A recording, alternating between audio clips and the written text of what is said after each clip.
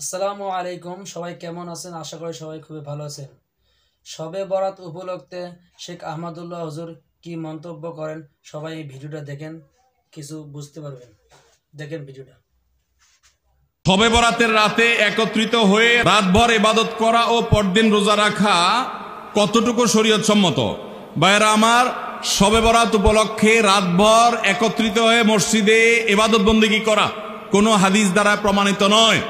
এবং দিনের বেলা যে রোজা, এই রোজা শবে বরাত উপলক্ষে না, এটা হলো শাবান উপলক্ষে রোজা।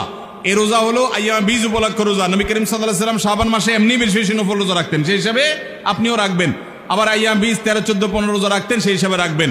আপনি আল্লাহর ক্ষমা, এই রাতে আল্লাহ তাআলা বান্দাকে সাধারণ ক্ষমা ঘোষণা করেন, হিংসুক ছাড়া, মুশরিক ছাড়া। এই রাতের এই ফজিলত পাওয়ার জন্য আপনি চেষ্টা করলে সেটা ভালো, আল্লাহর কাছে ক্ষমা লাভের চেষ্টা করবেন, কিন্তু বেদাতি কোনো পন্থায় না। অনেকে বলে যে এত রাকাত নামাজ, অমুকটা অত সূরা এত রাকাতে পড়তে হবে, এগুলা মন গড়া কথাবার্তা, এগুলার কোনো ভিত্তি কোরআন হাদিসে নাই। আবার অনেকে মনে করে হালুয়া রুটি খাইতে হবে, আতশবাজি করতে হবে, আলোকসজ্জা করতে হবে। শবে বরাতকে কেন্দ্র করে যা হয় তার বেশিরভাগই বেদাত এবং ভুয়া, মন গড়া ভিত্তিহীন, এগুলার কোনো অস্তিত্ব কোরআন হাদিসে পাওয়া যায়। আল্লাহ আমাদের সবাইকে সুন্নাহ মেনে চলার তৌফিক দান করুন। আমরা সুন্নাহ মেনে চলবো। শাবান মাসের সবচেয়ে বড় আমল হলো নফল রোজা রাখা, বেশি বেশি রাখবো তো ইনশাআল্লাহ।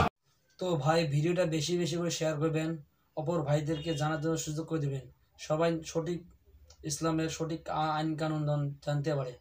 তাই সবাই বেশি বেশি ভিডিওটা শেয়ার করবেন আর চ্যানেলটিকে সাবস্ক্রাইব করবেন।